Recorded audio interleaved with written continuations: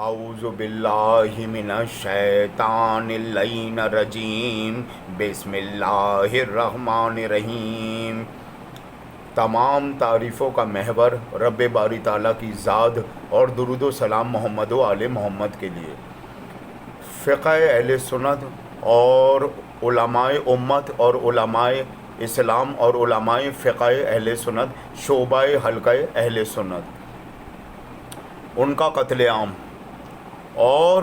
ان کے خلاف ہنگامہ آرائی اور ان پر الزام تراشی اور غلط قسم کے فتووں کی اصل وجوہات، اصل سدباب، اصل خطرناکی اور اصل زمینی محرکات، شواہدی پہلو۔ علماء اہل سنت کا قتل عام جو ہوا وہ کس بنا، کس وجہ کی وجہ سے ہوا، یہ عوام کے سامنے کبھی بات نہیں لائی جاتی، اور اس میں بہت سے اسکالر وغیرہ بھی شامل ہیں اور بہت سے بعض مذہبی مفکر بھی شامل ہیں۔ ایک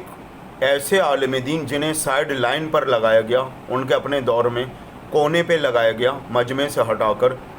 علامہ کوثر نیازی۔ علامہ کوثر نیازی جماعت اسلامی میں بھی رہے اور حلقہ تغیرات تو نہیں کہوں گا، تاویلات عقائد و نظریات دیوبند سے بھی رہے، شعبہ خاص و خاص۔ اس کے بعد رجحانات بریلوی نظم کی طرف بھی تبدیل ہوئے، جماعت بریلوی۔ علامہ کوثر نیازی وہ عالم دین اہل سنت کے جنہوں نے پوری دنیا کے لیے ایک سوال قائم کیا، اور اس کے بعد سے ان پہ بڑے کفر کے فتوے لگے، بڑے ہنگامے اور الزام تراشی۔ جو پسند کرنے والے تھے، بہترین طریقے سے ان کو سراہنے والے عالم اسلام میں، بھلے وہ ہر حلقہ ہر طبقہ ہو، تو انہوں نے تو بہت پسند کیا، لیکن جو خائف تھے انہوں نے ان کی حقیقتوں کو پسند نہیں کیا۔ علامہ کوثر نیازی نے ایک معاملہ چھوڑا عوام الناس کے سامنے فیصلہ سازی کے حوالے سے کہ اگر تم فکر وسعت رکھتے ہو اور تمہارا ضمیر زندہ ہے تو تمہارے اندر یہ سوال ضرور قائم ہونا چاہیے کہ اسلام ابو طالب کے گھر سے پھیلا ہدایت اور حجت کی حیثیت سے، قربانیوں کی حیثیت سے، یا ابو سفیان کے گھر سے، یا ابو طالب کے گھر سے؟ بس یہ ایک سوال انہوں نے عوام کے سامنے رکھا اور اس پر انہوں نے بڑے بڑے خطبات دیے اور بتایا اولاد رسول آل محمد ہاشمی خاندان اور بنو امیہ اور بنو عباسیہ اور آل سعود کے معاملات اور حرکتیں، اور ابو سفیان۔ اسلام ابو طالب کے گھر سے پھیلا یا ابو سفیان کے گھر سے؟ بس یہ ان کا کرنا ہی تھا کہ جہاں انہیں بڑے بڑے محفلوں میں سرایا جاتا تھا، جہاں انہیں بڑے بڑے محفلوں میں عزت دی جاتی تھی، انہیں سائیڈ لائن کر دیا گیا اور ان پر خوب الزامات لگائے گئے، ہنگامے مچوائے گئے۔ آج میں ان علماء اہل سنت کی بات کروں گا کہ جنہیں جان بوجھ کر الزام تراشیاں اور ہنگامے بازی کا شکار بنایا گیا، اور ان میں سے کچھ کو قتل کر دیا گیا، بلکہ کچھ کا لفظ تو ذرا چھوٹا پڑ گیا۔ ایک اور عالم دین علامہ شفیع اکاڑوی، یوں تو آپ علامہ کوکب نورانی سے صبح شام شفیع اکاڑوی کی تعریفیں تو کم اور تحریک لبیک اور دیگر دعوت اسلامی کی تعریفیں سنتے رہیں گے، لیکن آج میں علامہ شفیع اکاڑوی مجد علماء اہل سنت بھی اور خطیب اعظم بھی، علامہ شفیع اکاڑوی جو ان کے دور کے علماء تھے ان میں وہ خاص صبغات رکھتے تھے، اس لیے میں نے مجد کا لفظ کہا۔ علامہ شفیع اکاڑوی مرثیہ گو بھی تھے،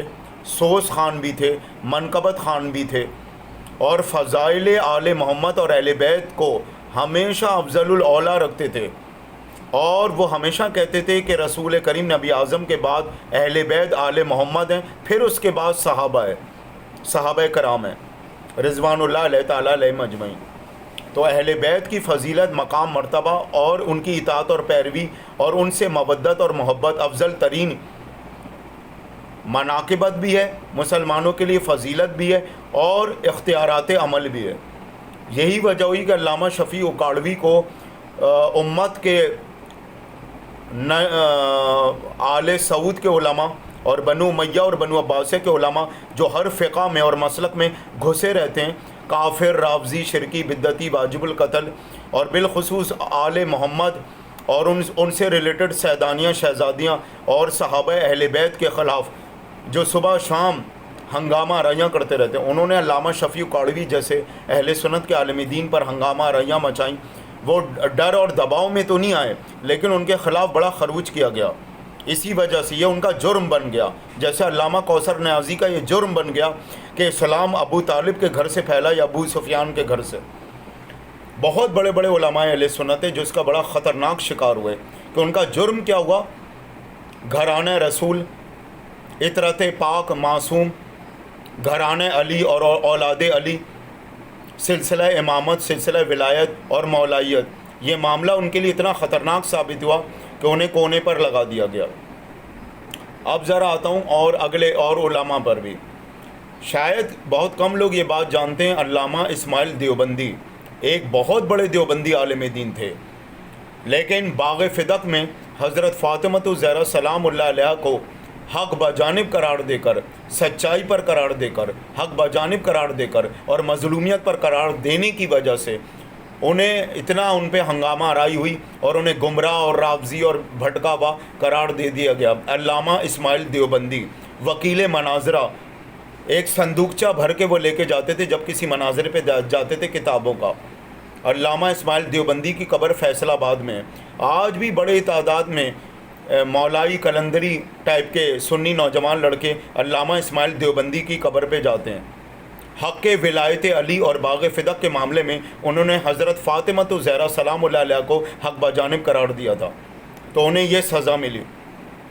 امام نسائی، محدثین اہل سنت میں سے ایک محدث امام نسائی، امیر شام کے دور میں اور مروان کے دور میں ان کو زد و کوب کیا گیا، دھمکیاں دی گئیں، ان سے بدتمیزیاں کی گئیں، اور پھر ان کے حواریوں نے، مروان اور معاویہ کے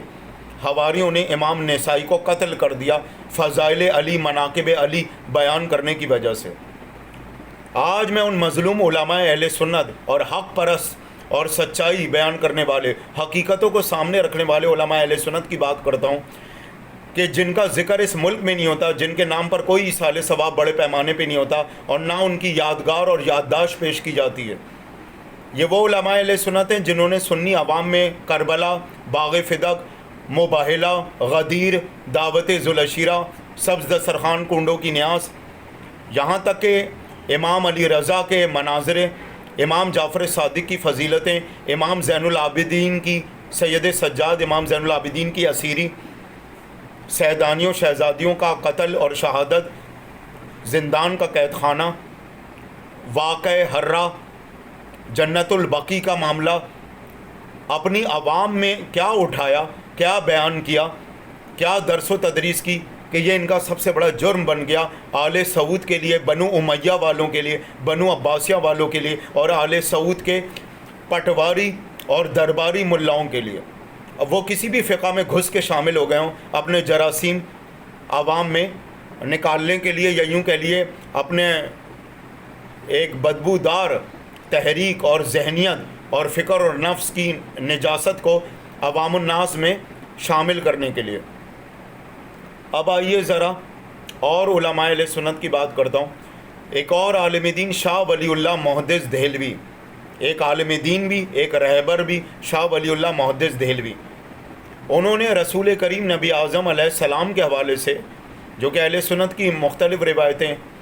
اور شہادت کے حوالے سے بھی، تو انہوں نے ایک شہادت سرتین کتاب کا تعارف کیا کروایا اور یہ حوالے کیا دیے. اور اسی طرح علامہ کوثر نیازی نے بھی اور دو تین بڑے بڑے اور علماء نے بھی. قیامت صغریٰ ان کے دروازے پر آ کے کھڑی ہو گئی کہ بدعتی اور گمراہ اور شرکی اور فلانا اور دھماکہ. علامہ شاہ ولی اللہ محدث دہلوی، مفکر اسلام، رہبر اسلام، شاہ ولی اللہ محدث دہلوی. اور آگے بڑھیے. علامہ رفاعی، مناقب اہل بیت، فضیلت اولاد رسول، معجزات کرشمات اولاد رسول، ائمہ طاہرین، اولیاء صوفیاء کرام اور حقیقی مخلص اور وفادار صحابہ جو مرتے دم